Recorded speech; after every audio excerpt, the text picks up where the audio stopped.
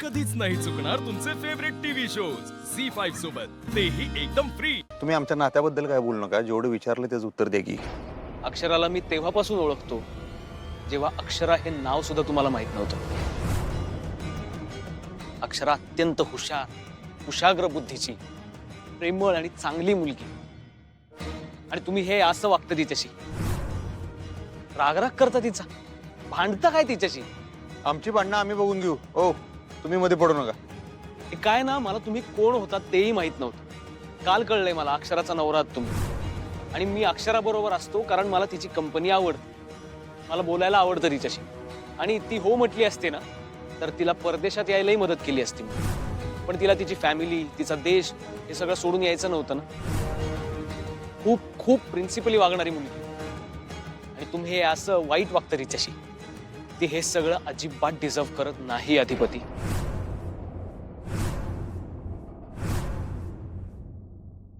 नम्र रहावे सौम्य पहावे, नम्र रहावे सौम्य पहावे, उगा कुणास्तव अढी नको, उगा कुणाला खिजवायला करू तयावर कडी नको। म्हणजे काय? कवी ह्या कवितेतून आपल्याला काय सांगतोय, तर प्रत्येकाच्या अंगी नम्रपणा असायला हवा। कुणाबद्दलही मनामध्ये अढी असता कामा नये, कळलं? आणि नेहमी एक गोष्ट लक्षात ठेवा सगळ्यांनी, तुम्ही सगळेजण हुशार आहातच, पुढे जाऊन तुम्ही कलाकार व्हा, खेळाडू व्हा, गायक व्हा, काहीही व्हा, पण सगळ्यांच्या अंगी बोलण्यामध्ये, वागण्यामध्ये मार्दव हवं, नम्रपणा हवा। काय हवा? शाबास। उगाच कुणाबद्दल मनात अढी ठेवून, भांडण करून हाताला काहीच लागत नाही।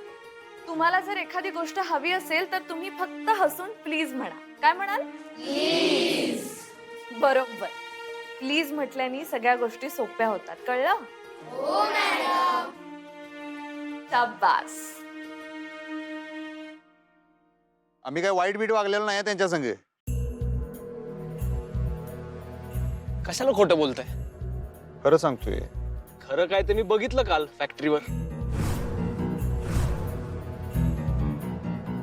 ती किती वेळा तुम्हाला सांगत होती की गाडीत एकत्र जाऊयात, बोलूयात, पण नाहीच। उलट तुम्ही तिला टोमणेच मारत होतात की काय गावठी गाडीतनं जायला नकोय तुम्हाला, तुम्ही इंग्लिश गाडीतनं जा वगैरे वगैरे। काय हे बोलणं आहे का? रागाच्या भरात बोललो। पण रागाच्या भरात किती बोलाल, त्याला काही लिमिट? ती चांगली आहे, समंजस आहे, म्हणून तिच्या चांगुलपणाचा इतका फायदा घ्याल? असं काही केलेलं नाही आम्ही। तुम्ही काय केलं, काय नाही केलं, सगळं कळलंय मला। पण तुम्ही कशाला आमच्या एवढ्या चौकशा करताय? कारण अक्षरा खूप चांगली मैत्रीण आहे माझी, काळजी वाटते तिची मला। एका चांगल्या मुलीचं अत्यंत चुकीच्या माणसाशी लग्न झाल्यानंतर तिच्या आयुष्याचा जो खेळखंडोबा होतो ना, तो इथे आल्यापासून बघतोय मी। माकड झालाय तिचा।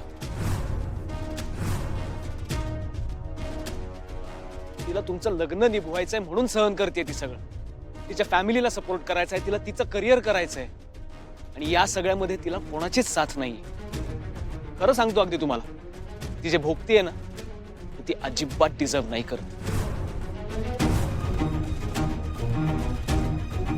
मुळात काय ना, तुम्हीच अक्षराला डिझर्व करत नाही असं वाटतंय मला। कसं आहे ना, अक्षराच्या नवऱ्याच्या बाबतीत खूप वेगळी इमेज माझ्या मनात होती। मला भेटल्यानंतर विश्वासच बसला नाही की तुम्ही तिचे मिस्टर आहात। तिला समजून घेणारा, तिला सांभाळून घेणारा, तिच्या बाजूला खंबीरपणे उभा राहणारा खमका नवरा हवा होता तिला। तुमच्याशी लग्न झालं तिचं, आणि तुमच्याशी लग्न झालं ना तेव्हाच तिचं आयुष्य बर्बाद झालं। झालं तुमचं?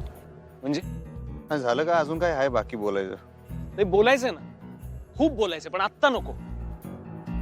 कारण काल तिच्यासोबत जे काही वागलायत ना तुम्ही, ते आठवलं तरी डोक्यात सणक जाते माझ्या। जाऊ दे, तू विषयच नको आता। हा ठीक आहे, माझ्या एका प्रश्नाचं उत्तर आता द्या। काय? आमच्या संग लगीन झाल्यामुळे त्यांचं आयुष्य बर्बाद झालं हे कुणाला वाटतंय नेमकं? कोणाला वाटतं म्हणजे? तुम्हासनी वाटतंय का मास्तरीन बाईसनी वाटतंय? खरं खरं सांगायचं हं? तुमचं म्हणणं आहे का त्यांचं म्हणणं आहे?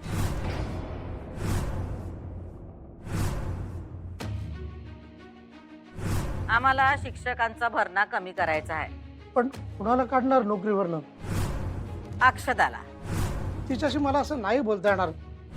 ठीक आहे फुलपगारे, तुम्ही नाही केलं तरी सुद्धा हे काम कुणी ना कुणी करणार. नाही नाही नाही अक्षरा शाळेतून जाता कामा नये. मला मॅडमशी बोलायलाच पाहिजे.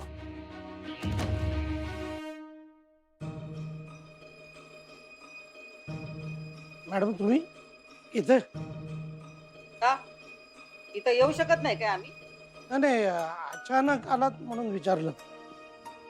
तुम्ही आमचं ऐकलं नाही म्हणून आम्हाला इथं यायला लागलंय. नाही नाही सॉरी मॅडम. म्हणजे तुम्ही तुमच्या निर्णयाचा फेरविचार करावा. निर्णय घेण्याआधी आम्ही काय तो विचार करत असतो फुलपगारे. पण एकदा का आम्ही ठरवलं की ठरवलं, त्यात बदल होत नाही. पण मॅडम तुम्ही अचानक असं का निर्णय घेतलात? नाही म्हणजे अक्षराकडनं काही चूक झाली का? तर मी बोलतो ना तिच्याशी, ती सॉरी म्हणेल. पण हा असा निर्णय तुम्ही घेऊ नका मॅडम. आता बोलून काय उपयोग नाही. आम्हाला जे काही सांगायचं ते आम्ही त्यांनाच सांगू. बोलवा त्यांना.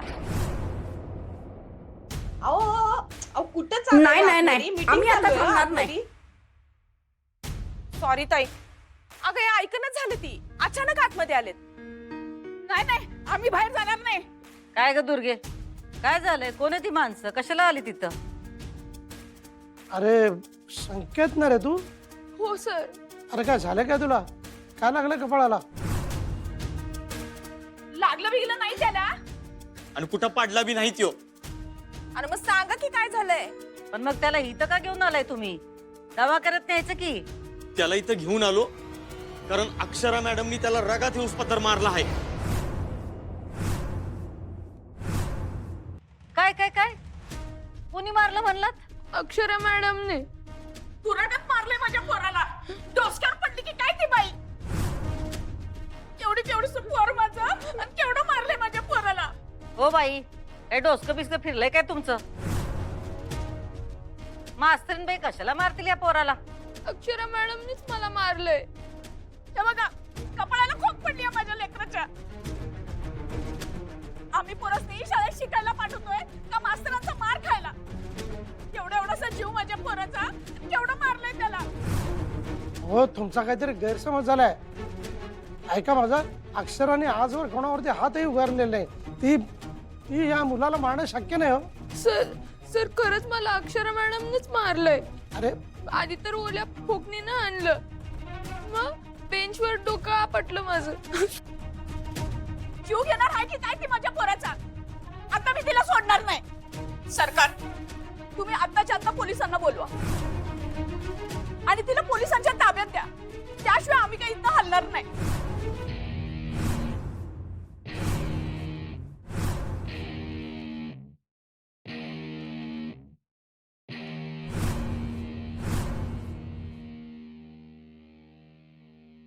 झी5 ॲप डाउनलोड करा आणि पहा सर्व एपिसोड्स एकदम फ्री.